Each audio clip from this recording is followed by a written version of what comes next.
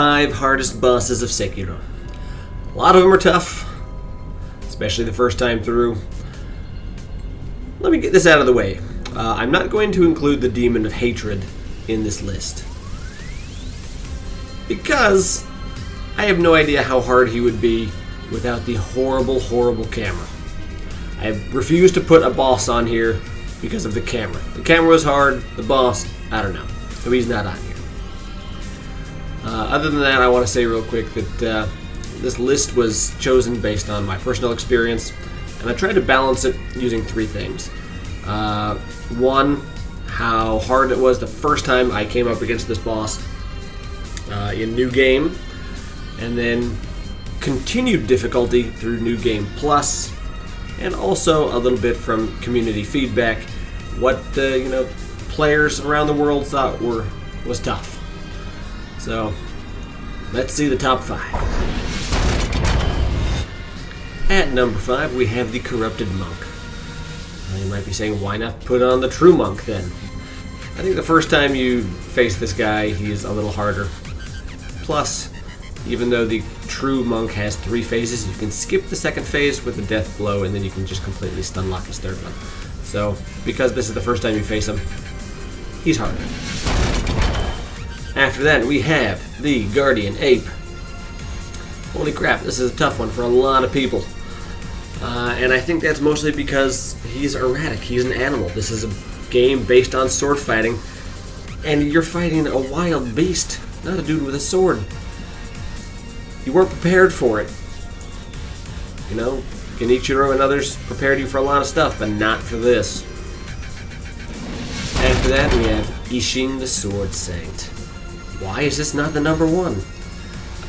It's really tough, but it becomes really, really manageable on New Game Plus. After you get used to him, it's just a super fun and surprisingly easy fight. He hits like a ton of bricks, sure, but he's predictable, fun, and you can just really get into a flow a lot easier than you can a lot of other fights, I think.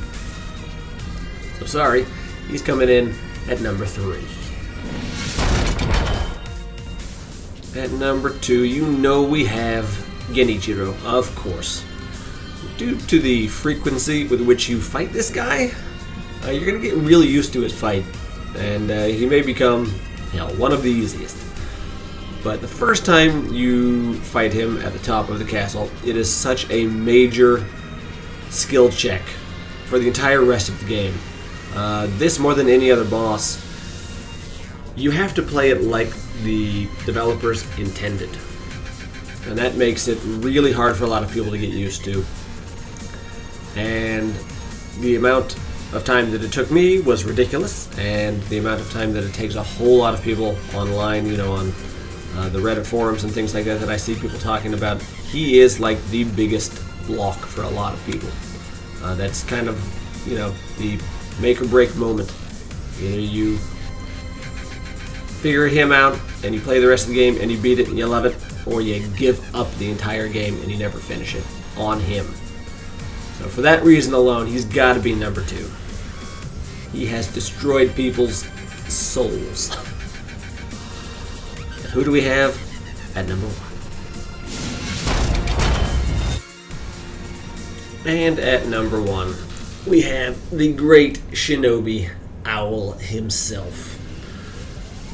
Why this fight at number 1? It's tough. You're in a little tiny stage. He is incredibly aggressive.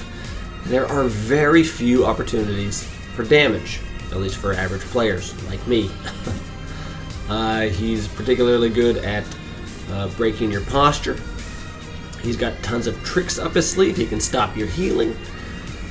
He's got 2 large hit bars. It's a tough fight. It's really, really tough. Unlike his other phase where you're fighting Owl Father in the Hirata Estate, in that fight, there's tons of opportunities to do damage. Tons. But here, there absolutely are not. And that's one of the things that makes it toughest, is that it's a long fight. So, your mistakes, even if you only have a few, spread out occasionally, they're going to add up. And eventually, the chances that he's going to come out on top, a lot higher. This is a major sticking point for a lot of people, especially first time through. And because of that difficulty, not only there, but also on New Game Plus, he's got to be number one. When I went through on New Game Plus, he's the only boss who really stopped me in my tracks yet again. Guy is tough. It's a fun fight, but it's really, really tough. In a tough game with a lot of tough bosses, this dude is number one.